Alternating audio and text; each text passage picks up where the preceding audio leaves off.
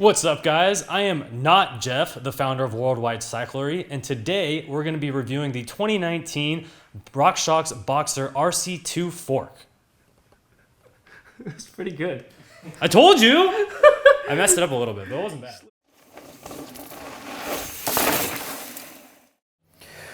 Well, we're a little behind on this one. This fork and that fork came out last season, but we did want to talk about it because we have been getting a number of requests in the comments about more downhill bike part reviews, which I think is awesome because I used to ride and race downhill and still love it and still pretty much always have a bike, at least for the season. So I love talking about downhill bike stuff, even though not a ton of people out there ride them. Some people still do, and they're still a relevant category for sure.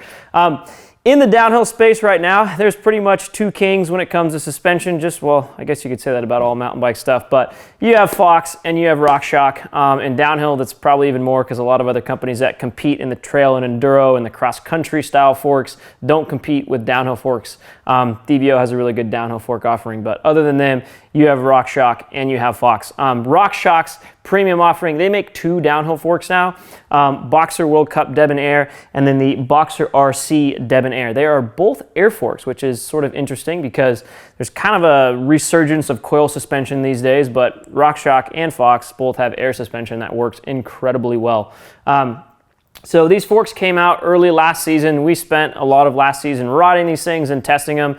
And when RockShox released this, I was stoked because this has pretty much been the Boxxer I've always wanted to see from RockShox. Some of my biggest pet peeves about the Boxxer were the crowns. The crowns were kind of like ugly cast aluminum, and these are beautiful CNC'd aluminum crowns that look absolutely amazing and have like a really well-placed RockShox logo, so look really cool there. The new DebonAir spring does everything you want it to in terms of like being really supple, but also being really tunable as far as how progressive you want the thing. So in a downhill fork, and really any fork, but especially a downhill fork, when you have 8 inches of travel or 200 millimeters, being able to tune how progressive the fork is huge. And you can just jam a whole ton of tokens in that thing if you really want it to ramp up. That's a very key thing for a downhill fork, because if you don't put any tokens in there, it's almost totally linear, which is great if you're riding, you know, really rough, really loose sort of roots and rocks and all of that sort of stuff. But if you're jumping the bike a lot, or you're just doing drops, or you're sort of getting in more scenarios where you want it to really ramp up in stiffness towards the end of the travel, you can tune that completely with tokens, which is really cool. I do like air downhill forks, ridden coil downhill forks, and I do, you know, it's kind of tough to decide between the two. They kind of go back and forth of sort of their pros and cons, but I mess with my downhill fork more than I mess with any other fork. Sort of my trail/enduro bike, I can kind of set it and forget it a little bit, and then just play around with the compression side of things. But on a downhill fork, I will mess with it. So if I'm riding, say, Mountain Creek Bike Park right in New Jersey, and it's sort of wet and loose and it's super rooty and like rocky there, that's where I'm probably going to lower my pressure, maybe mess with tokens a little bit. Then if I go to Whistler, or even if I'm just riding jump trails versus the rocky trails, I'm just messing with downhill suspension a little bit more. And that's kind of common across the board on mountain bikes that just have more travel. More suspension travel, the more you kind of need to play around and tune it. In downhill bikes specifically, because there's kind of two types of riders out there. Some that just love sort of staying planted and riding rock gardens and riding routes and really worry about that stuff. And the other ones who kind of just go to bike parks and ride jumps and berms all day and just kind of worry about breaking bumps and jumps and drops and that sort of thing. I definitely tend to leave on the sort of bike park side of things. I love going to Whistler. I love jump trails. That's sort of more my favorite stuff. We went to Whistler a couple years ago and made a couple videos about that. Check those out if you haven't seen that, but I love those sort of trails. Sorry, getting off topic here. Back to the fork.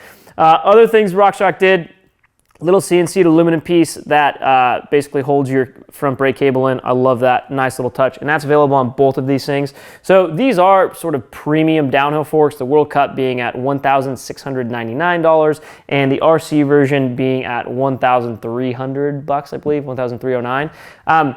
They both come in 27.5 and 29 models. The 29 models, you can adjust the air spring. So if you don't want 200 mil of travel, you can change it to 190, 180, or I believe 170 as well.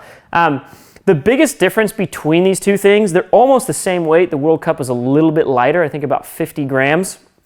The biggest thing between them is the damper, right? So the Charger 2 that you have on the World Cup, that's got completely separate high and low speed compression settings. So the reason that matters, if you're a suspension geek or you've tested this stuff a lot, having a completely separate high and low speed compression is pretty clutch. You can really dial in where you have that suspension.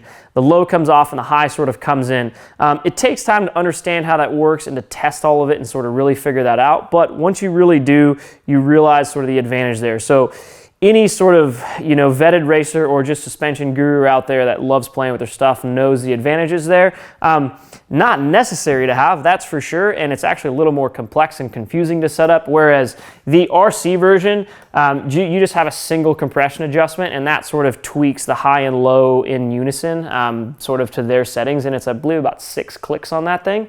So that helps you sort of fine tune the fork in a more simple way, whereas this one you do have to mess with high and low speeds separately. These forks are awesome. I'm stoked. I love the axle that RockShox has on these. It's just a simple Allen on one side and then sort of tightens it on the other side to make sure that thing stays tight. Just good, clean, simple, lightweight design. Rebound at the bottom. 35 mil stanchions.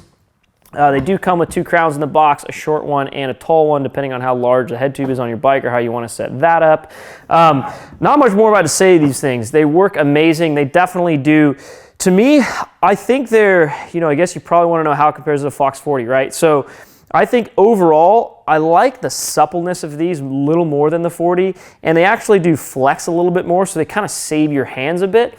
That can be very personal preference. I feel like the 40 has a bit more mid-stroke support, and it's a stiffer fork that'll probably give it a little bit more pointing accuracy.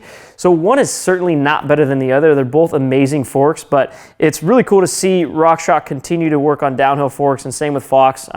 Even though that might not be the most popular category of bikes sold these days, and we don't see them a ton, but it's still fun to ride them. You still see them at bike parks every time on the weekend when you go there in the summer, and obviously downhill World Cup racing is still alive and healthy and a super fun sport to watch. So both of these forks, phenomenal. Love the air spring, love the fact that you can adjust it with tokens.